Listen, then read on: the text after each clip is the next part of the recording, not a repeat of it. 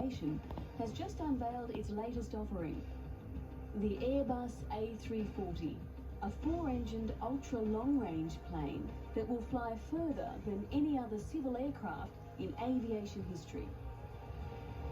It's designed to link a big city with a secondary city, where passenger traffic isn't high enough to sustain a Boeing 747.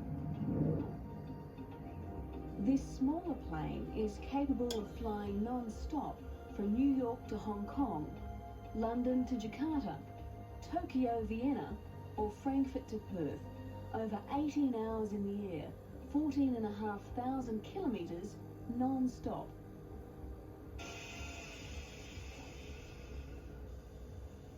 These are the first of the new Airbus A340s, being assembled by Aerospatiale, the French partner of Airbus Industries. Compared to the Jumbo, this is a lean machine.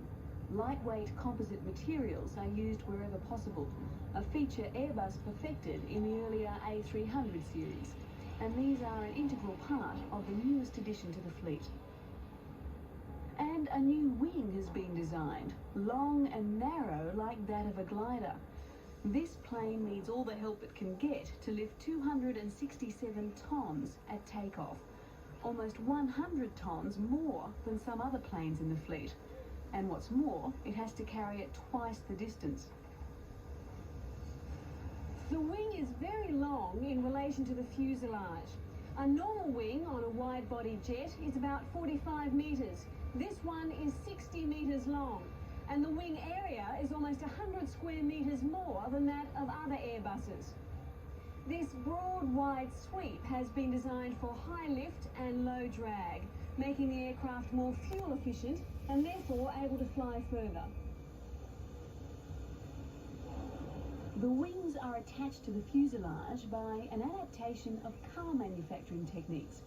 For the first time, robots are being used in aircraft assembly. They position the wing and then drill the 3,500 holes necessary to mate the wing to the body of the plane.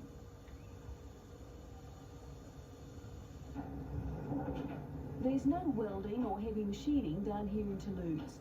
The various sections arrive complete and ready for assembly. They're simply slotted together like Meccano. When the A340 was on the drawing board, there was no European facility big enough to cope with the assembly of such large planes. So Aerospatiale built a new hangar. Not just any old hangar, but the largest open-plan building in Europe. Designed to hold 7 planes at once, it's almost half a kilometre long. The aircraft are almost dwarfed by the sheer size of the structure.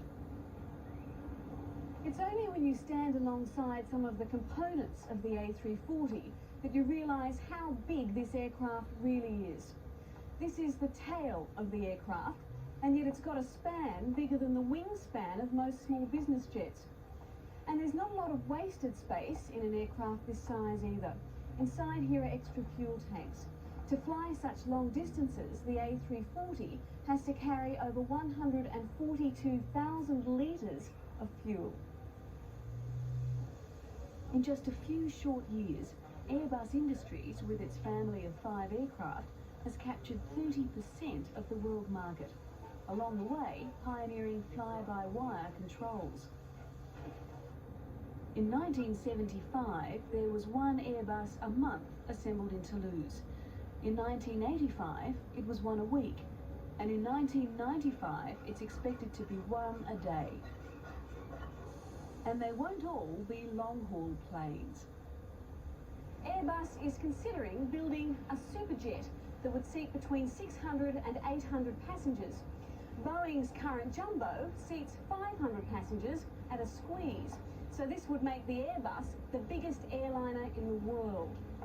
Not surprisingly, not long after Airbus announced its plans, Boeing went public with news of its proposed 600-seater. So aircraft engineers are thinking big in their plans for the next century. As the A340 prepares for takeoff, I guess we should buckle up for some very long flights. Let's hope the food's good.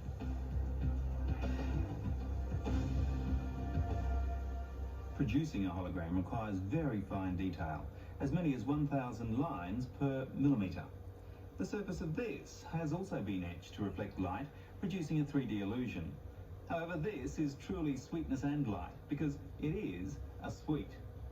Although the technique which creates the illusion doesn't cut out any calories, it does provide an unusual decoration without any additives. A company in the United States is using photosensitive film to fabricate moulds, which when stamped into sweets and chocolates, creates patterns of microscopic ridges that produce brightly coloured 3D images when struck by ordinary light. The technique is purely physical and does not use any dyes or chemicals and doesn't affect the surface texture of the sweet. Another dimension for edible holography lies in the pharmaceutical field. Synthetic dyes are currently used to colour code different medications, their potency, and to identify the various brands. Development is underway to replace those petroleum-based dyes with holographic images. However, we'll probably first see these holograms floating around in confectionery, which, ironically, could help children's teeth, making these lollies more a collector's item than something they'd eat. Look at that.